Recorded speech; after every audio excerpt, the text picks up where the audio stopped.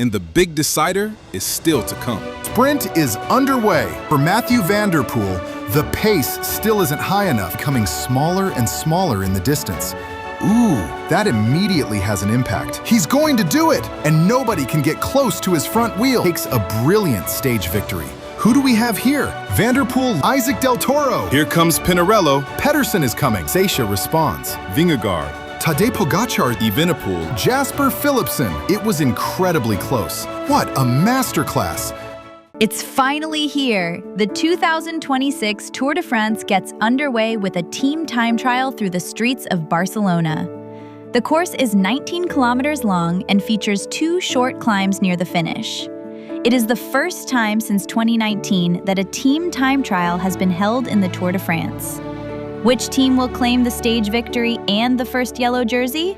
You're about to find out live.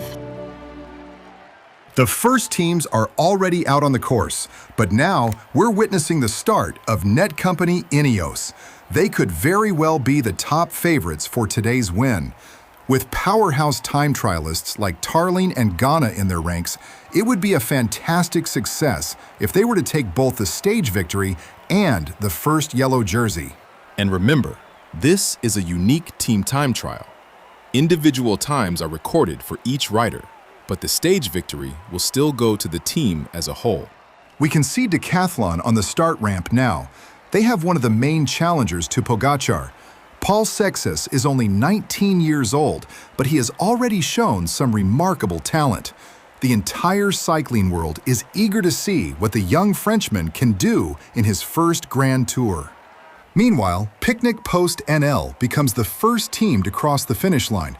Here comes Netcompany Ineos at the first intermediate checkpoint. They are 12 seconds faster than Lidl Trek, but look who's been dropped. GC contender Oscar Only has lost contact. Here comes Decathlon. They're already 58 seconds behind Netcompany and currently sit third at the intermediate checkpoint. Red Bull Bora Hansgrohe, led by Remco Evenepoel and Florian Lipovitz, has now started as well. It will be fascinating to see what they can achieve in this tour. At Netcompany Ineos, Tarling gets dropped on the climb. He has already done a huge amount of work. Kwiatkowski, Ghana, Vauquelin, and Arensman remain together. Decathlon is still riding nicely as a unit. Netcompany Ineos reaches the finish. They are 19 seconds faster than Lidl Trek and move into the lead. Intermediate time coming up for Red Bull Bora Hansgrohe, 4 seconds slower than Netcompany. This could get very exciting. Decathlon also reaches the finish. They are provisionally third, 1 minute and 3 seconds behind Netcompany. Now it's time for Visma Lease Bike to start, with Jonas Vingegaard leading the team. He has just won the Giro d'Italia and appears to be Pogacar's biggest rival in this Tour de France. And now the final team leaves the start ramp, the team of the race favorite himself, Tadej Pogacar. The Slovenian is here with one objective, winning the Tour for a 5th time. And he certainly hasn't come with a weak squad. Evenepoel is alone in the final meters of the team time trial. He's done it. He takes over the lead from Netcompany Ineos. A brilliant effort from the Belgian. Intermediate time for Visma Lease Bike. What can Vingegaard's squad produce here? Across the checkpoint they come. 3rd place, 8 seconds down. Here we see Team UAE passing the Sagrada Familia and Tony Gaudi's magnificent masterpiece. Visma is starting to split apart on the penultimate climb. UAE reaches the intermediate checkpoint. 5th place, 20 seconds behind Netcompany Ineos. Visma Lease Bike crosses the finish line with 6 riders. They take provisional 4th place, 34 seconds down. Meanwhile, Pogacar and his teammates have reached the hilly section. He is simply too strong for the rest of his team. Only McNulty can stay with the Slovenian. They're into the final meters now. What sort of time can they set? From 5th at the checkpoint to 3rd at the finish, 17 seconds behind Red Bull Bora Hansgrohe. That also means Remco Evenepoel will wear the yellow jersey tomorrow. Before we look at the general classification, let's first take a look at today's results. Red Bull Bora Hansgrohe wins the stage, 11 seconds ahead of Netcompany Ineos. UAE, thanks to a superb final effort from Pogačar, takes third place at 17 seconds. Lidl Trek finishes fourth, followed by Visma Leasebike and Bahrain Victorious. Uno X, Jayco Alula, EF Education Easy Post, and Decathlon round out the top 10. You could certainly say that Paul Seixas is one of the big losers of the day, already conceding more than a minute to Evenepoel. Now for the general classification. Remco Evenepoel leads the Tour. 4 riders from Netcompany Ineos follow at 11 seconds. Pogačar and McNulty are next at 17 seconds. Evenepoel's teammates occupy 8th and 9th place, both at 23 seconds, while Juan Ayuso completes the top 10, also 23 seconds behind the race leader.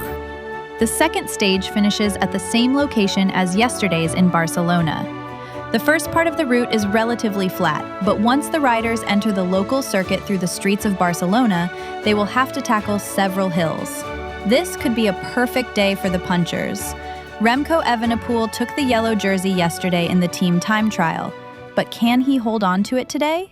We are in the final kilometers of the last lap here in Barcelona. The group still consists of around 40 riders. All the general classification contenders are still present, but don't bother looking for Mathieu van der Poel. He has already been dropped. The riders are beginning the final ascent of the Côte du Château de Montjuic. Godin opens the action on the final climb, and it's Tom Pidcock who takes over with Schmidt on his wheel. That attack has also been neutralized. Will we see another one? Riccitello takes over the pace setting for Seixas and guides the group over the summit. We're heading for a sprint, and Pogačar is already well positioned. The final kilometer. Pogačar launches his sprint. Pidcock comes alongside him. Here comes the finish line. It's incredibly close, but I think Tom Pidcock has won it. Wow, that was razor thin. What a sprint to finish the stage. And now we get confirmation. It was indeed Pidcock who took the victory. Here we see the finish replay once more. A fantastic start to the race for the Brit. Evenepoel, meanwhile, finished safely in the group. Let's take a look at the results. Pidcock wins ahead of Pogačar and Schmidt. Decathlon's strength is on full display as Aurélien Paré-Pontre, Mathieu Riccitello, and Paul Seixas finish 4th, 5th, and 6th respectively. Skelmoza takes 7th, followed by Godin, Ahrensman, and Johannesson. Notably, Jonas Vingegaard loses time today, finishing 20th at 26 seconds. Lipovitz, Only, and Ayuso also lose more than half a minute. Now for the general classification. Evenepoel keeps the yellow jersey, but Pogačar closes the gap by around 6 seconds thanks to the bonus seconds. Ahrensman moves into 3rd place overall. McNulty is 4th, while Cataneo and Hindley of Red Bull sit 5th and 6th. Vauquelin and Ghana of Netcompany are now 7th and 8th. Del Toro and Schmidt round out the top 10. The sprinters will have to wait a little longer today. We're only in stage 3 of the 2026 Tour de France, but we're already heading into the Pyrenees. The stage finishes uphill on the climb to Les Angles, a 4-kilometer ascent averaging 5%. This could be the perfect opportunity for Pogačar to stamp his authority on the race early. A relatively large peloton is still together as they approach the final climb to Les Angles. We're set for an explosive finish. The final kilometer is the toughest section of the 4 kilometers the riders have ahead of them. Netcompany and UAE take control at the front of the bunch. Are we about to see Pogačar in yellow? That wouldn't surprise anyone. This finish suits our Slovenian friend perfectly. The real question is, which finish doesn't suit him? Evenepoel is perfectly positioned on Pogačar's wheel. 5 kilometers remain for the peloton. Will someone increase the pace? Right now, the speed isn't particularly high. The riders are about to start the climb. The first 2 kilometers are fairly easy, but it will become much tougher towards the top. Lipovitz moves to the front with Evenepoel on his wheel. Is this a sign that it's all in for Evenepoel today? He's really raising the pace now. Into the final kilometer, and now Evenepoel himself. Del Toro goes, with Pogačar on his wheel. Pogačar launches his sprint, takes the final corner in first position, and claims the stage victory. He beats Vingegaard, Seisha, and Evenepoel. What a result! The Belgian manages to keep the yellow jersey by just 1 second in the general classification. The rest of the top 10 is as follows. Ciccone in 5th, Carapaz 6th, Del Toro, after that perfect lead-out, in 7th, Ayuso 8th, Jorgensen 9th, and yesterday's stage winner, Pidcock, rounds out the top 10. Now for the general classification. Evenepoel keeps the yellow jersey with a 1 second advantage over Pogačar. Arnsman is 3rd, Vingegaard moves into 4th place, and Del Toro also makes significant gains to climb to 5th. The remainder of the top 10 is completed by Jorgensen, Seisha, Johannesson, Skelmosa, and Ayuso. The peloton faces several obstacles along the way. The key part of the stage comes around the halfway point, where the riders have to tackle a series of tough climbs. The finale is a bit less demanding. The big question is, will we get a sprint between riders who can survive the hills, or will the breakaway manage to stay clear? We have a large peloton preparing for a sprint finish. Merlier and Philipsen were dropped in the hilly section, but Olaf Koy and Mads Pedersen are still there. This is the perfect stage for Mads Pedersen. The harder the race has been, the better his finishing sprint tends to be. Tom Pidcock is also being kept near the front of the peloton. He'll definitely want to get involved in the finale. The riders now face a short downhill section before a flat run all the way to the finish. Mads Pedersen is sitting in the Visma Lisa bike train. We don't see Olaf Koy near the front. The pace is really ramping up now. Who is going to take the flowers today? Kelderman launches with Jorgensen on his wheel. We're getting close to the finish line. What an effort from Kelderman! He delivers his leader perfectly toward the finish. Here comes Pinarello, dropping Pidcock off. He's going to do it! Tom Pidcock wins thanks to a perfect lead-out from Kristen. With that acceleration, they opened up an 8 bike-length gap. Pidcock takes his 2nd win already. Mads Pedersen finishes 2nd ahead of Perret Pantra, Jorgensen, Isaac Del Toro, Brandon McNulty, Pavel Sivakov, Paul Seixas, Christian, and Soren Varenskold. Stage 5 looks set to deliver the first bunch sprint of the race. The route runs from Lannemezan to Pau and is mostly flat. Who will cross the finish line first? You're about to find out. The sprint teams are already dragging the peloton along at the front. There are plenty of contenders for this first sprint finish. Just before the finish, there's a left-hand corner. It's crucial to be near the front before entering it. A beautiful sight, with all the sprint trains lined up side by side. Seneschal moves up briefly, but he doesn't bring his teammates with him. Look behind you, Florian! 5 kilometers to go. Matthew van der Poel is in the train for Caden Groves and Jasper Philipsen. Here comes the acceleration from the Dutchman. Lidl-Trek still looks nicely organized. Vacek launches. There's the corner, and the sprint is underway. Bittner takes the lead. Is the Czech rider going to do it? No! Right on the line, it's Tim Merlier who snatches the stage victory. What a finish! Let's take another look at the replay. Merlier timed his effort to perfection. Merlier defeats Mads Pedersen, Soren Varenskold, Pavel Bittner, Matteo Moschetti, Philipsen, Biniam Girmay, Arnaud Delis, Emilien Janier, and Milan Fretin. The peloton heads back into the Pyrenees, and along the way, they tackle one of cycling's most iconic climbs, the Col du Tourmalet. The climb averages 7% over 17 kilometers. However, with the summit still 40 kilometers from the finish, the favorites were expected to be somewhat reluctant to attack. After the descent, the much less demanding climb to Gavarnie-Gèdre awaited. As expected, the favorites kept their powder dry on the Tourmalet. Under a strong pace set by Tadej Pogačar's teammates, the group was gradually reduced in size, and the last remaining breakaway rider, Lorenzo Fortunato, was reeled in. We are now heading toward the decisive final kilometers. Who will take the stage victory? And will Remco Evenepoel still be leading the general classification by the end of the day? We are inside the final 10 kilometers of the stage. Not a single rider from the top 10 in the standings is missing from the favorites group. Evenepoel is riding at the back of the group. Is that a bad sign, or is he simply trying to stay out of the wind? He would probably be better off moving up. If an attack comes, it's much harder to react from the back. It's Kevin Volkalin of net company Ineos setting the pace. He's doing it for Tymon Aaronsman. Matthew Riccitello of Decathlon decides to shake things up and raises the pace in the group. That effort doesn't last long.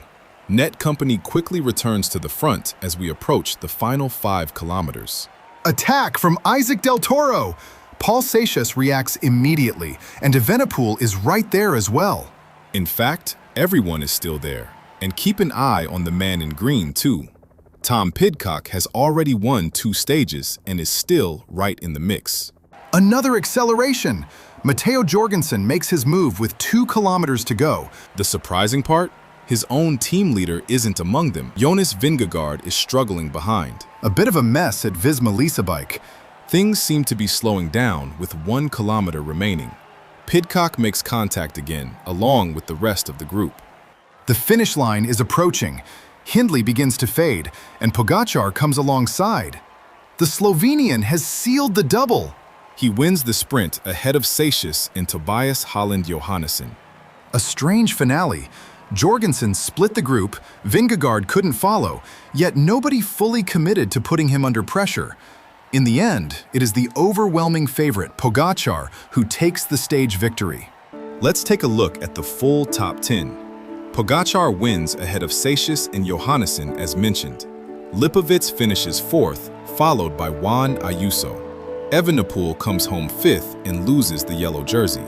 Hindley faded badly in the final meters and drops to 7th, just ahead of his fellow Australian, Michael Storer. Teammates Jorgensen and Vingegaard finished 9th and 10th. They'll probably have an interesting dinner conversation tonight.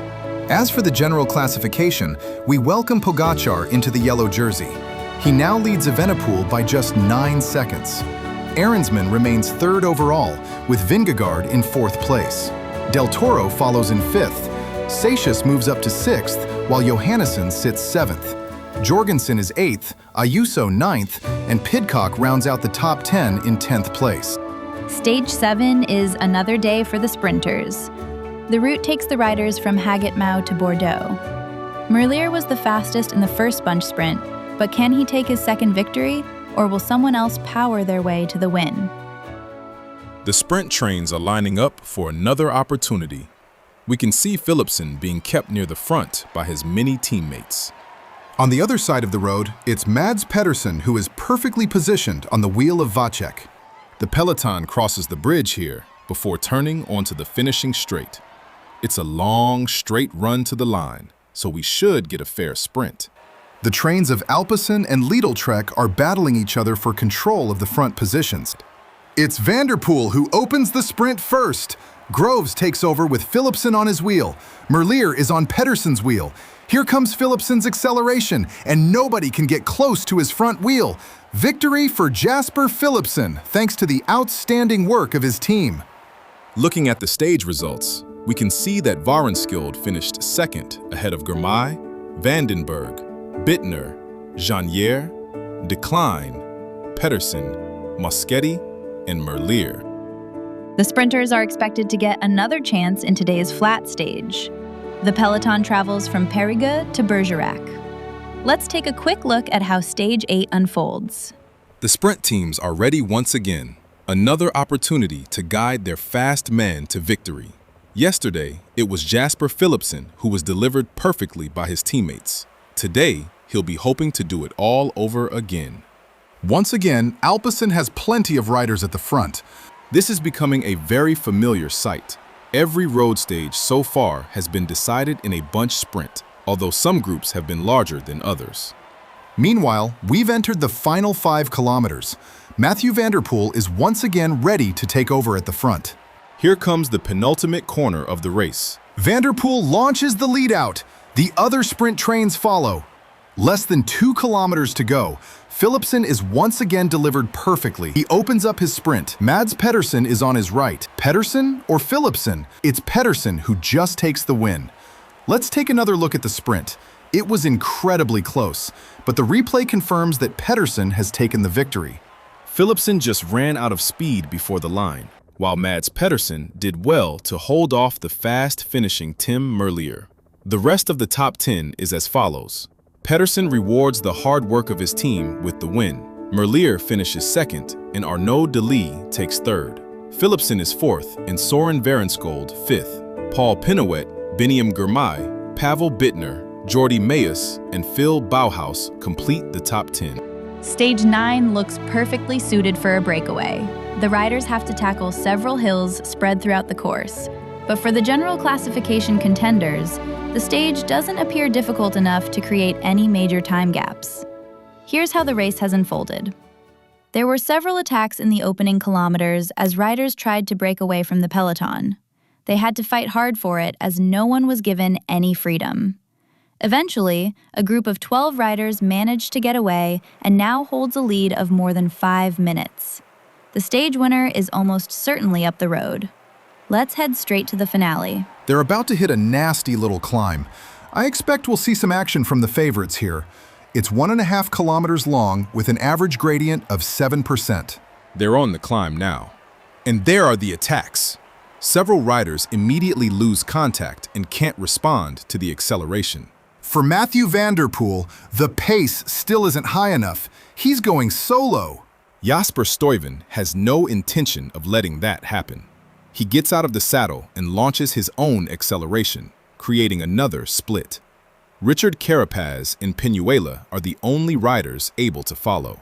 It's only 4 bike lengths, but the gap is holding steady.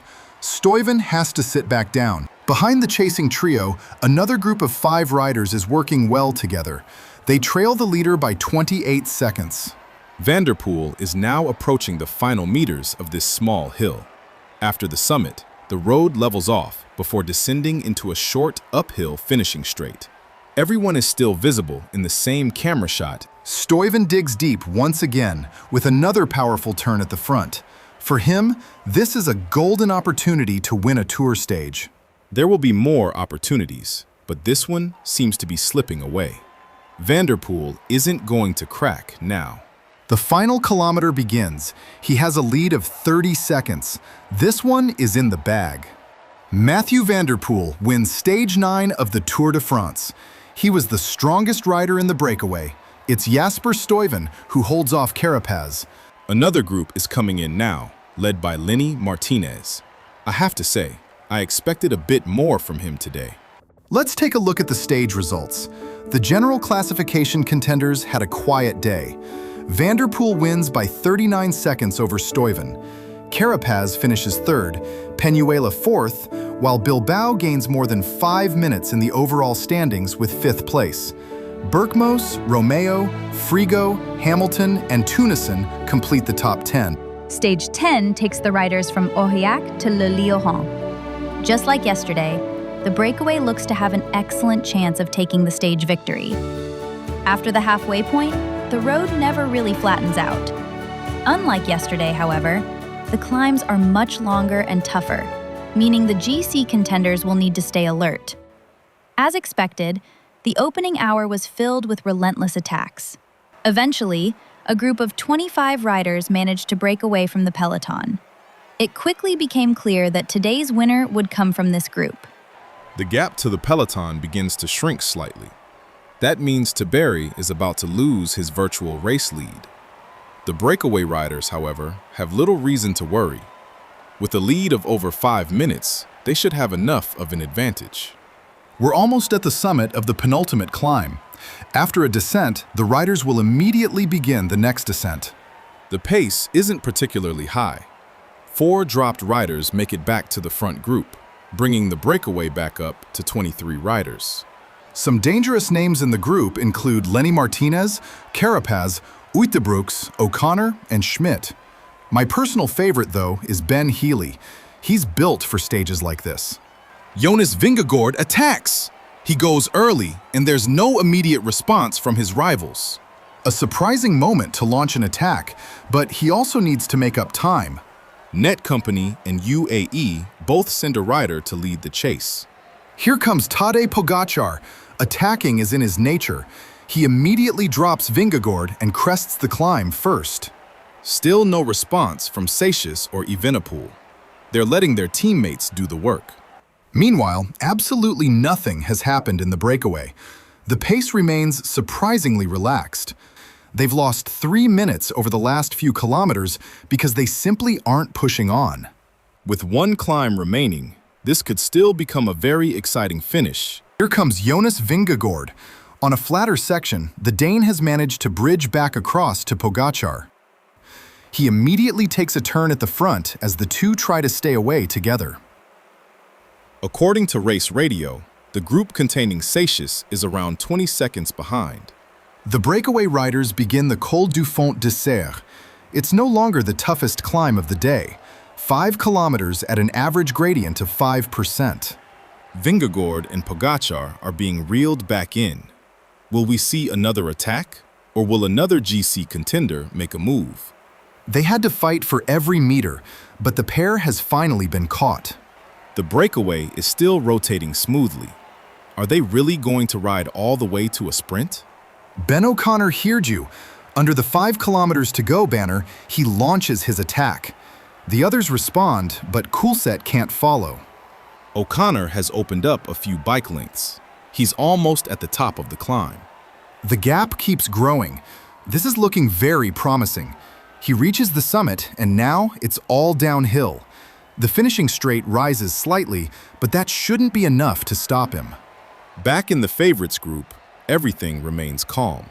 Ben O'Connor has done it. He was the one who dared to attack, and he takes a brilliant stage victory. What a winner! Now the sprint for second place. It's between the two movie star riders, but Uijtdebroeks just gets there first. The GC favorites enter the final kilometer with Del Toro leading the group. There won't be any time gaps here.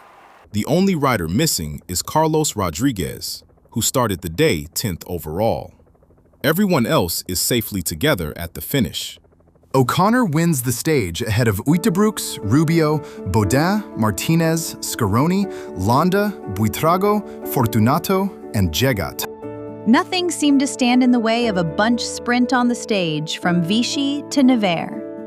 Over 162 flat kilometers, the riders faced just a single minor climb. Who would come away with the victory? The Alpecin de Koning train had once again taken control at the front of the peloton. Jasper Philipsen was eager to claim his second stage win. There were plenty of challengers still searching for their first victory, though. Olav Koy, for example, hadn't really had the chance to contest a sprint yet. Meanwhile, the riders of Lidl Trek took over the pace at the front. But Alpecin weren't about to give up control without a fight, as Tibor Del Grosso surged past. Then, it was time for the next man in line.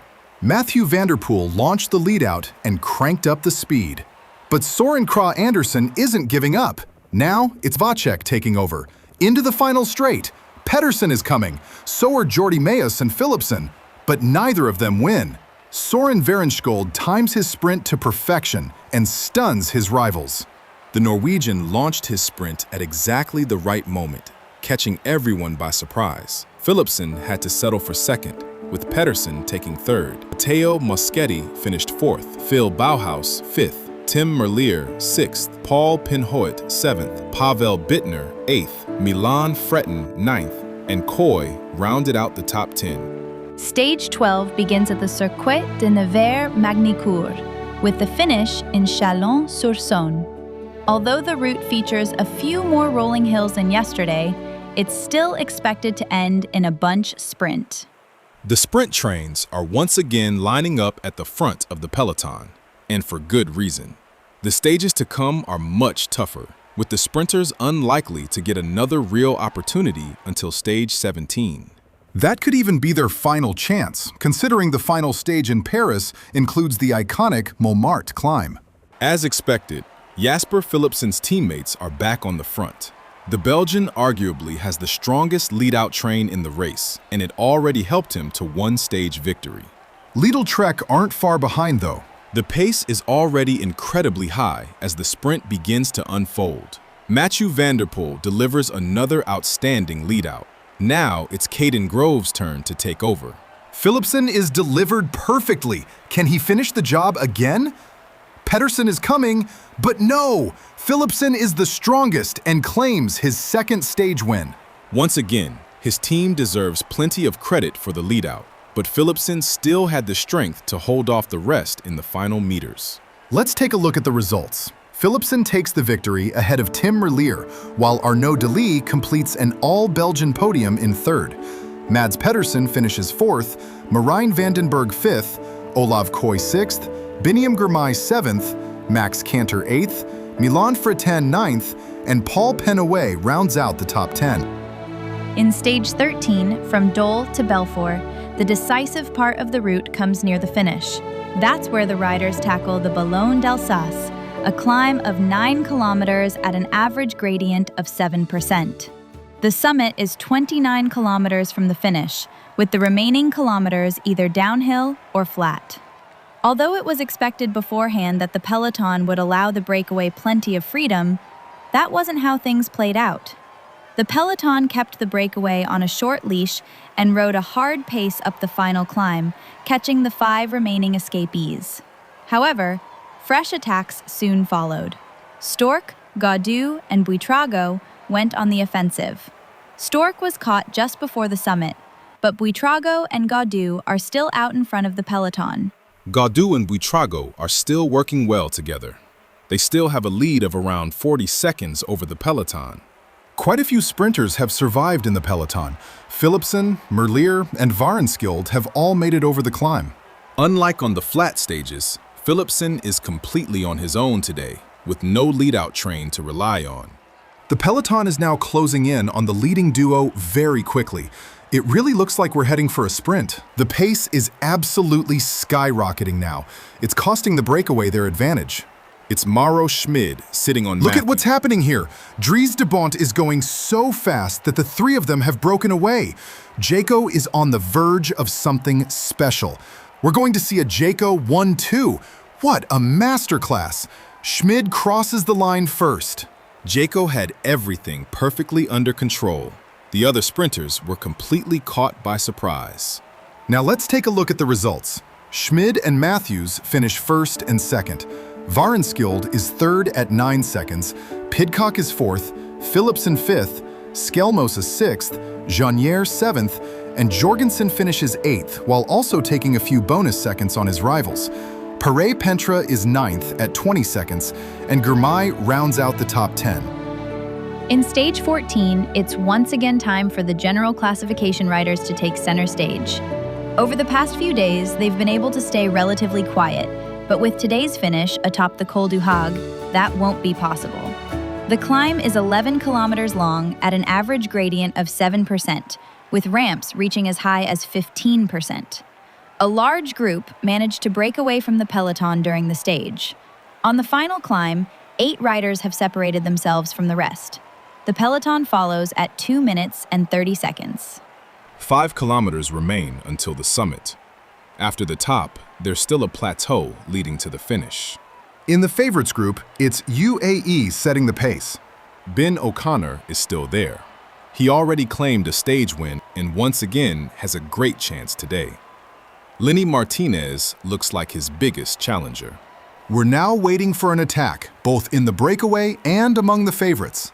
The riders in the breakaway are simply taking turns at the front, and the summit is getting closer. A sprint is becoming a very realistic possibility. Del Toro, wearing the polka dot jersey, has moved to the front of the favorites group. In attack just before the summit, Jeggett makes his move. The others respond. There's a split behind Martinez. 3 riders have gone clear: Jeggett, O'Connor, and Martinez. The gap is immediately significant. Meanwhile, Healy has made it back from behind. That means there are now 3 riders from Education Easy Post in the group. In the peloton, Del Toro has further reduced the group as they crest the summit. The cooperation between the 3 leaders is good. Which of them is the fastest? Here comes the final kilometer. The chasers are too late. We're going to have a sprint. Jeggett launches his sprint.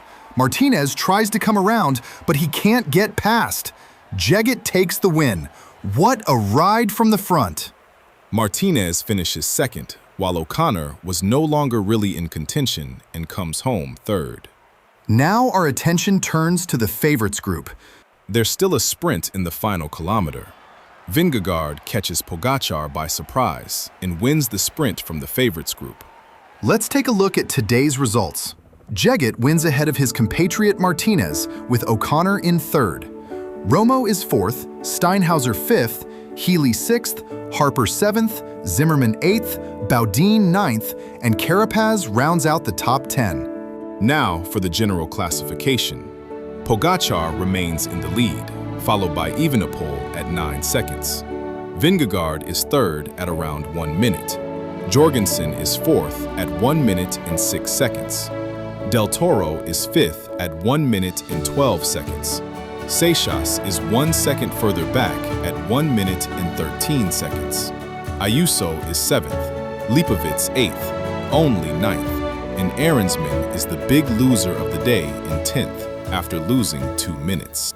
Stage 15 takes the riders from Champagnol to the summit finish atop Plateau de Soleilson. The final climb is 12 kilometers long with an average gradient of 9%. Here's the race situation. We have 7 leaders with a massive lead of over 17 minutes on the peloton containing race leader Pogačar. However, we currently have a different virtual race leader. Landa started the day 10 minutes and 2 seconds down in the general classification, while Richitelso was just 11 seconds behind him. So we're in for a battle on multiple fronts. New attack! Ben Healy blasts away from the group. 10 kilometers remain for the Irishman. McNulty tries to close the gap. It looks like he'll make it, but it's taking a real effort. The American isn't quite as explosive, but by riding at his own pace, he manages to get back. Behind the leading pair, Zimmerman raises the pace once again. It's all back together. Another attack. This time it's Landa who makes a move. The rest are really struggling, but he can't get away. Healy tries again. Landa can follow, while McNulty once again has to ride at his own pace, but somehow he fights his way back. Just like the rest, Landa attacks again. McNulty responds once more. What a fighter! Harper closes the gap as well. Counterattack from Harper. What a perfect moment! He opens up a gap of 3 bike lengths. McNulty isn't having any of it. He closes it down again. The pace has eased a little. We can already see Richitelso, Martinez, and Zimmerman coming through the corner. Healy seems to be struggling. Martinez goes after them. The King of the Mountains leader wants to reach the front. Oof, he's hanging just off the back. Richitelso joins him. With a huge effort, Martinez finally closes the gap. They're back to 5 riders, and the pace has settled once more. They really went all out on this climb. That gives us a chance to check on the peloton. They've also started the climb, but we're still waiting for the first attack. The 5 leaders are still riding calmly side by side as they approach the summit. Harper breaks the stalemate. There's no immediate response. Martinez now moves to the front of the group. He's choosing his own pace. But Harper is becoming smaller and smaller in the distance. He's already inside the final 2 kilometers. He's going to do it. He's simply the strongest. Take a look at the peloton. Tadej Pogačar himself has moved to the front. He's isolated. Del Toro is no longer in this group. That shouldn't be a problem for Pogačar, especially with the road still climbing. All eyes now on Chris Harper. He wins stage 15 atop Plateau de Soleilson. Chapeau. Martinez finishes second ahead of Healy. The Irishman has done a great job fighting his way back into the group. Landa finishes ahead of Richitelso, meaning he's set to take over the yellow jersey after this stage. Let's see how the peloton finishes. Evenepoel comes to Pogačar's aid. He puts Hindley on the front to set the pace. The group isn't very large anymore. Besides 5th place Del Toro, 4th placed Jorgensen has also been dropped. They're catching riders who were in the earlier breakaway. Adam Yates has waited and now moves to the front to set the pace. I'm actually quite surprised we still haven't seen an attack in the favorites group. There were attacks everywhere in the battle for the stage win, but the GC riders have raced this tour rather passively. Final kilometer. Seixas moves to the front and what's happening here? Tadej Pogacar's dropped. I'll say it again. Tadej Pogacar is dropped. It's a shame Seixas only made his move so late. He'll gain a few seconds back, but had he attacked earlier, it might have been even more. One thing is certain, we're going to have a new wearer of the yellow jersey. Landa will start the time trial in yellow. Let's take one final look at today's results. Harper wins the stage. Martinez finishes second, Healy third, Landa fourth, Richitelzo fifth, Carapaz sixth, Zimmerman eighth, Baudin ninth, and Buitrago 10th. Now for the general classification. Landa moves into the overall lead. Richitello follows at 16 seconds. Evenepoel has also moved ahead of Pogacar, sitting 39 seconds behind the new race leader. Pogacar is 1 second behind the Belgian in 4th place. Vingegaard is 5th, while Seixas, Ayuso, Lipovitz, Martinez, and Only complete the top 10. The day after the rest day, the riders faced an individual time trial. The time trial was 26 kilometers long. Right from the start, the riders had to tackle the Côte de l'Orange, a climb of 9.7 kilometers at an average gradient of 5%. After that came a descent, followed by a flat section leading into the finish in Thonon-les-Bains. The big favorite was, of course, Pogacar. The Slovenian lost the yellow jersey to Landa yesterday, but with a deficit of 40 seconds, that gap looked very manageable. Evenepoel, however, was also in contention for yellow, starting the day just 1 second ahead of Pogacar. Among the GC contenders, Paul Seixas was the first to roll off the start ramp. After finishing yesterday's stage strongly, he was eager to carry that momentum into the time trial. At the first intermediate checkpoint, it was already clear that the stage win would come from one of the GC riders. Seixas set the fastest time at the top of the climb. That benchmark didn't last long. Jonas Vingegaard reached the checkpoint after Seixas and stopped the clock at 14 minutes and 3 seconds. Next up was Tadej Pogacar. Those expecting Pogacar to destroy the intermediate time were left disappointed. He reached the top in second place, 4 seconds behind his Danish rival. It was Remco Evenepoel who truly smashed the benchmark. The Belgian went 19 seconds faster than Vingegaard, taking a huge step toward the stage victory. Landa and Richitello, who had climbed to first and second overall yesterday, were losing some positions today. At the first intermediate point, they had already conceded a minute, and by the finish, they had both lost more than 3.5 minutes. Seixas, the first of the top favorites to reach the finish, confirmed his excellent form by taking the provisional lead. Vingegaard, who had been faster on the climb, lost time to the young Frenchman over the second half of the course. He eventually finished 7th, 16 seconds behind Seixas. Pogacar also failed to beat Seixas' time, although he did outperform Vingegaard. He finished 3 seconds behind Seixas and ended up 4th. Evenepoel was just as dominant in the second half of the course. He stormed to the fastest time, finishing almost a minute ahead of Seixas. The stage results were as follows. Evenepoel took the victory ahead of Seixas, with McNulty in 3rd, Pogacar 4th, Jorgensen 5th, Ahrensman 6th, Vingegaard 7th, Vauquelin 8th, Lipovitz 9th, and Del Toro 10th. Now for the general classification. After 10 days, Evenepoel takes back the yellow jersey, this time with a slightly bigger advantage over Pogacar, 1 minute and 2 seconds. With 2 brutally difficult mountain stages still to come, there's still everything to race for. Seixas climbs to 3rd overall after his excellent time trial, while Vingegaard moves into 4th. Landa and Richitello both lose 4 places and now sit 5th and 6th. Lipovitz is 7th, Ayuso 8th, Martinez 9th, and Ahrensman rounds out the top 10. They had to wait a while, but the sprinters finally get another opportunity. At least, that's what the profile suggests. That said, there are some tough hills about a third of the way into the stage, so a successful breakaway can't be ruled out. The final kilometers aren't completely flat either, with a slight uphill drag in places. Today could very well be the final bunch sprint of this Tour de France. That makes it a good moment to take a look at the points classification. Philipsen holds a fairly comfortable lead of 42 points over Pedersen. Pedersen will likely need a stage win and then hope that Philipsen doesn't score any points himself. That being said, this finish suits Pedersen perfectly. The final meters rise uphill, and that's exactly the kind of sprint the Dane loves. We can see the sprint trains once again battling for the best positions. Lidl Trek is starting to take the initiative.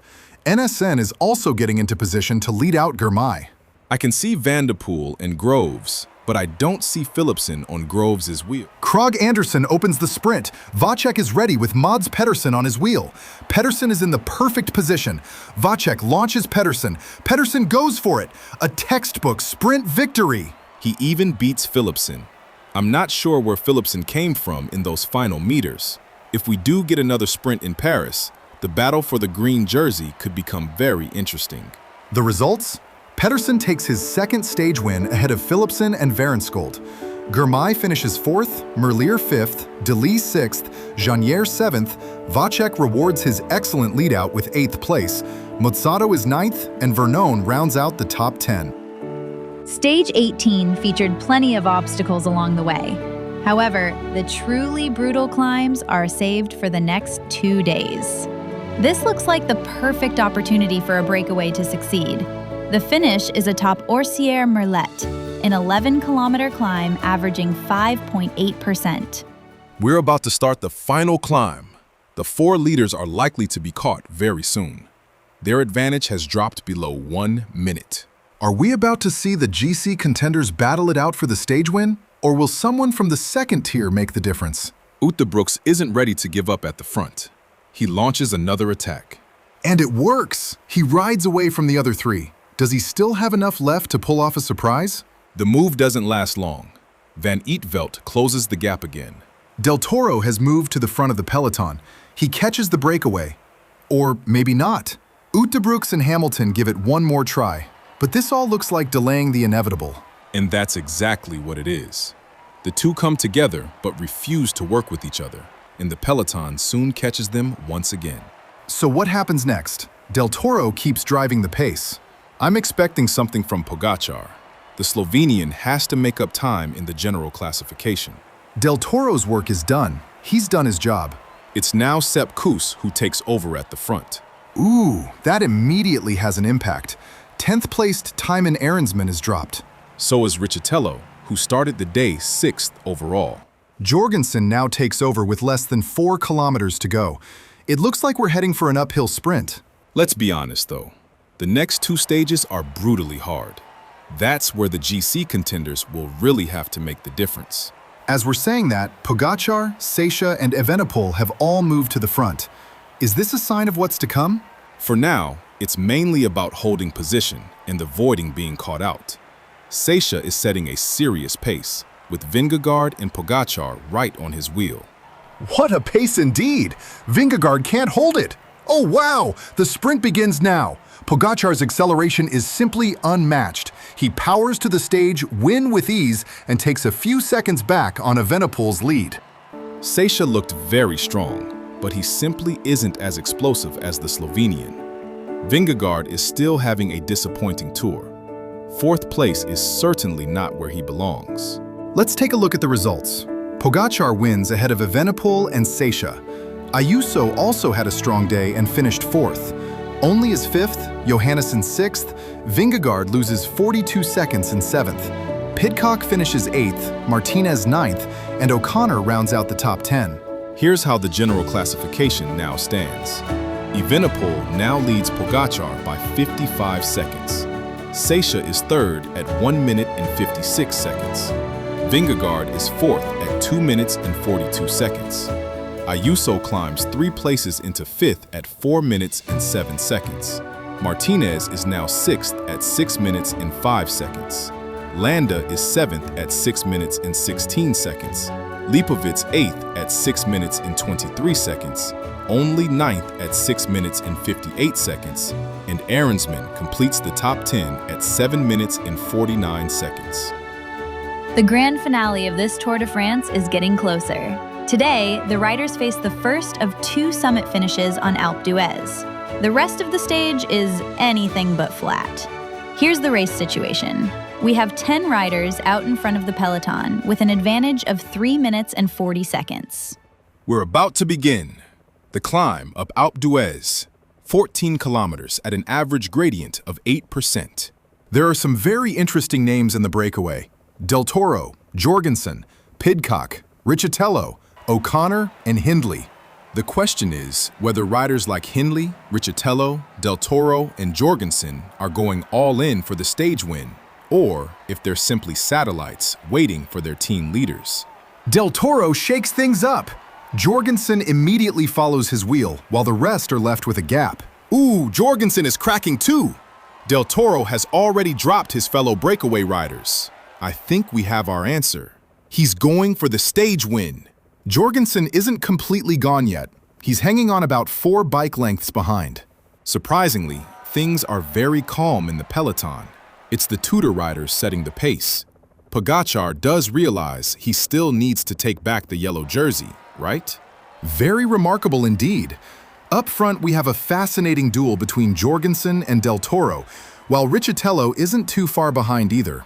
The American is anything but finished. He's almost close enough to touch Del Toro's rear wheel. Del Toro never looks back. The gap to the peloton keeps growing larger and larger. The stage win is definitely up the road. We welcome Jorgensen back to the front. Riccitello is almost back as well. Del Toro wants none of it. Another attack from the Mexican. Jorgensen immediately settles into his own pace. That acceleration instantly opens the gap once again. Jorgensen is now joined by his fellow American, Riccitello. Riccitello counterattacks. He wants to drop Jorgensen and bridge across to the Mexican. With one powerful acceleration, he cuts the gap in half. Now he has to sit down. He's getting closer, but every meter is a battle. Look who's here! Jay Hindley attacks his way back to Del Toro, bringing Jorgensen with him. The 4 of them are back together for a moment. There he goes again! Del Toro wants to go solo. He opens another gap with his incredibly explosive attack. The other 3 seem to hesitate now. This is looking very good for the Mexican. In the peloton, Pogačar's teammates have taken over at the front. Their job is to set a relentless pace and put Evenepoel under pressure. Behind Del Toro, a new chase group has formed. Pidcock. Today, Pogačar makes the long-awaited attack. Seixas can follow, but Evenepoel is nowhere to be seen. Vingegaard is also trying to bridge across. Seixas cracks. The world champion is now riding alone. Evenepoel is still in the chasing group. He still has Lipovitz with him, but this is not looking good for his chances of keeping the yellow jersey. He's already more than half a minute behind. Seixas and Vingegaard have now come back together. They're losing ground to the world champion little by little. Del Toro still hasn't secured the stage win. Pidcock is slowly getting closer. Lipovitz is setting the pace for Evenepoel. The German is trying to save whatever can still be saved. The gap between the 2 groups is 40 seconds. So for the moment, the Belgian still holds the yellow jersey. Final kilometer for Del Toro. He has held off all the attacks and caps a fantastic day for UAE. His team leader makes up valuable time while he takes a magnificent stage win on Alpe d'Huez. With a strong sprint, Pidcock takes second, finishing ahead of Riccitello and Carapaz. We can see Pogačar has caught several dropped riders. But look at Vingegaard and Seixas as well. They're holding almost exactly the same gap behind him. The final straight for Pogačar.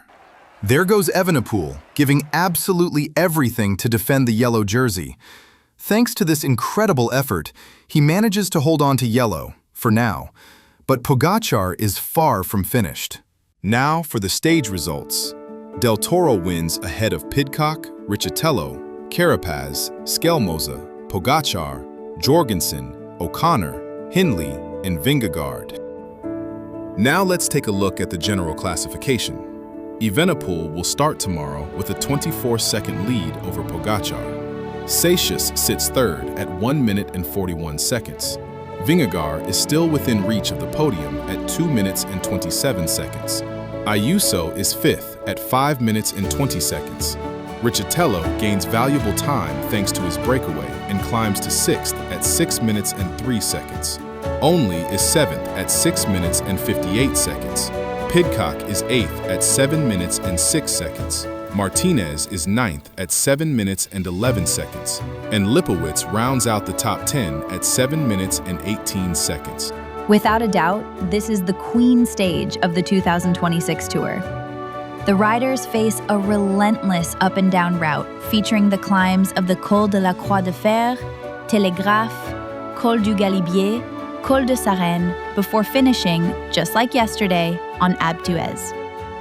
Throughout the stage, we saw countless attacks from riders hoping to fight for the stage victory, but none of them were really given any freedom. 4 riders are now out front, but their advantage remains limited. What an incredibly exciting tour we've had, and the big decider is still to come. It's a game of seconds. Pogačar has to make up 24 seconds on Evenepoel. Seicha at 1 minute 41 and Vingegaard at 2 minutes 27 are also not completely out of contention if they have a great day. If the gaps remain the same today, Evenepoel is still not safe. Tomorrow still features the Montmartre climb, where time gaps can also be created. Meanwhile, Aaronsman, O'Connor, Johannesson, and Carapaz have started the ascent of the Col de Sarenne. They have a 1-minute advantage, which doesn't seem to be enough. However, for Carapaz, this move certainly wasn't pointless. He now leads the mountains classification.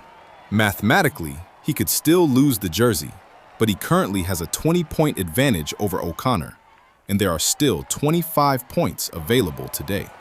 In the peloton, it's Yates setting the pace for Pogačar.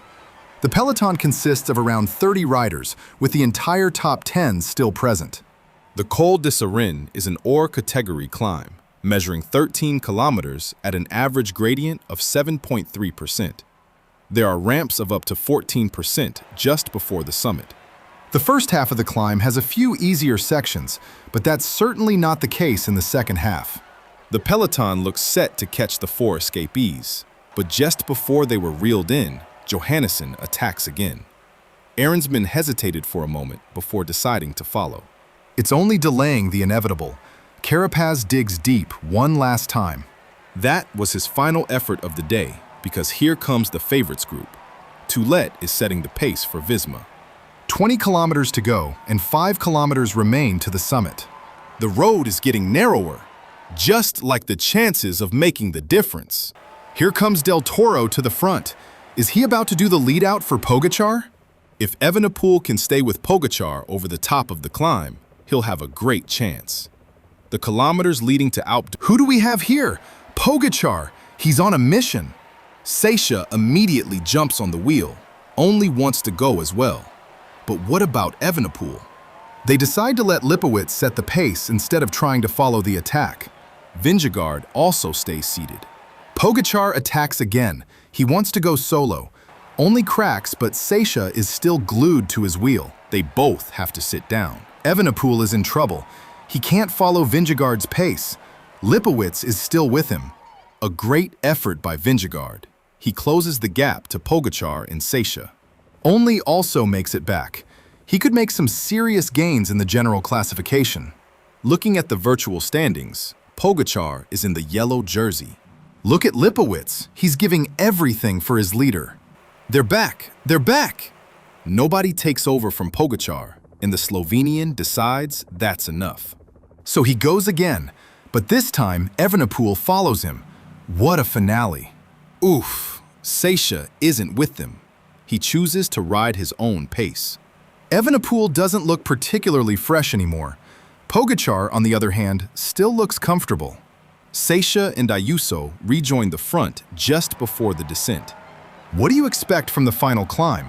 I think Pogačar will immediately go for it at the bottom. 5 kilometers to go, here we go. Lipowitz is back. He immediately moves to the front. Vingegaard attacks. The reactions are immediate. Only Onley can follow. Ayuso had to let the gap go. Vingegaard opens up a nice advantage with Onley on his wheel. Is the stage victory gone? Seicha responds. Oh dear, Evenepoel is losing bike lengths. It's happening. He's cracking. In the end, it's Seicha who does the dirty work for Pogačar. He sits on his wheel. Vingegaard still hasn't managed to drop Onley. What an incredible ride by the Brit. The gap has been closed. There are 4 of them now. And then everything goes quiet. Pogačar? Now you have to ride. Evenepoel is back. We're sprinting. Evenepoel comes past Pogačar. They're going for it. Pogačar does it. He beats Evenepoel. I honestly don't understand it at all. What kind of tactics were those? To me, Pogačar is both the winner and the loser of the day. The only explanation I can think of is that Pogačar was also running on empty. But even then, he completely slowed things down. Evenepoel had already been dropped by a considerable distance. This could have major consequences for tomorrow. Surely Pogačar won't leave it at this. We'll find out. Here are the stage results. Pogačar wins ahead of Evenepoel, Vingegaard, Seixas, Onley, Ayuso, Lipovic, Pidcock, Jorgensen, and Del Toro. In the general classification, Evenepoel keeps the yellow jersey. Pogačar now trails by 20 seconds. Seixas is at 1 minute 47, Vingegaard at 2 minutes 29. Ayuso is 5th, Onley 6th, Lipovic 7th, Pidcock 8th, Riccitello 9th, and Martinez 10th. Traditionally, the final stage finishes on the Champs-Élysées. However, with the addition of the Montmartre climb, this is no longer a guaranteed bunch sprint. Remco Evenepoel would have preferred the old route, as he still has to defend a slim 20-second lead over Pogačar. The riders will tackle Montmartre 3 times in total, with the summit of the final ascent coming just 13 kilometers from the finish. There is still plenty to race for. Not only could we still see a battle for the yellow jersey, but the green jersey is not decided either. Philipsen leads Pedersen by 29 points. If the Dane wins the stage, Philipsen must finish at least second to secure the jersey. Otherwise, the green jersey will go to Pedersen. A total of 176 riders will finish this Tour de France, meaning only 8 riders failed to reach Paris. We have seen very few major crashes throughout this edition, which is definitely a positive. We're almost at the final ascent of Montmartre. What are we about to witness? Now, it's all about positioning for the final ascent of Montmartre. There's an attack. Stuyven goes on the move and takes a few riders with him. I spotted Ghana among those who followed. Here we see Pogačar and Evenepoel. Pogačar will have to move up if he still wants to win this tour. The leaders are about to start the climb, and we can see the names on our screen. Are we going to see one last battle? This doesn't really look like a hungry Pogačar ready to launch an attack. He's staying close to Evenepoel, but the riders are climbing at a fairly controlled pace. It's not going to happen. The riders have now reached the summit. It's a slight anticlimax, but we certainly can't complain after all the action we've witnessed throughout this tour. I think Pogačar simply didn't have the legs left to give it one more try. Still, we have to switch our focus because there's still a stage victory and the green jersey on the line. Meanwhile, the breakaway has been caught. We're inside the final 10 kilometers of this Tour de France. Del Grosso briefly takes over at the front of the peloton. He wants to keep the pace high, but he pushes so hard that he actually opens up a gap himself. No problem for Mathieu van der Poel. He brings Groves and Philipsen back into position. Lidl Trek are on the other side of the road. For now, they're giving Alpecin a bit of space. The pace is incredibly high now. We'll be at the finish in no time. Alpecin are driving the pace so hard that the other sprint trains seem to have given up. We now see Pedersen moving up on his own. Here we go for the sprint. Philipsen launches, and look at this. He's simply too fast for everyone. He powers away by several bike lengths to take another stage victory, and the green jersey as well. What a way to end the tour. That was an absolute rocket of a sprint. Pogačar's reign has come to an end as Remco Evenepoel finally delivers on his enormous promise. The Belgian made the difference in the time trial and climbed so consistently that Pogačar could only chip away at his lead little by little. Pogačar finishes second, 20 seconds behind, while Seixas completes the podium ahead of Jonas Vingegaard. Carapaz struck at exactly the right moment to win the King of the Mountains competition. He collected a huge haul of points on the final stage, earning himself the polka dot jersey. Jasper Philipsen can look back on an outstanding Tour de France. He won 3 stages and secured the green jersey on the final day, finishing ahead of Mads Pedersen. What an incredible Tour debut by Paul Seicha! This performance promises so much for the future. He rode with remarkable consistency throughout the race. It's truly a performance to remember. Now, I'd like to hand things over to the sponsor of today's video. It's great that you made it all the way to the end of this video. I hope you enjoyed it. The start of the recording of this video was on June 23. Making and editing a video like this takes a lot of time, so I would really appreciate it if you could leave a like and a comment. I also want to let you know that there will be a lot more Tour de France content on this channel. I have also played the full Tour de France in the official Tour de France game. Every stage is uploaded as a YouTube short at 5 PM. I'm trying to win the Tour de France with Remco Evenepoel. Besides that, you will also find race analysis and stage previews on this channel. Finally, if you enjoyed this video, you might also like my full Giro d'Italia simulation. I'll leave a link in the description below. Once again, thank you so much for watching and I'll see you in the next video.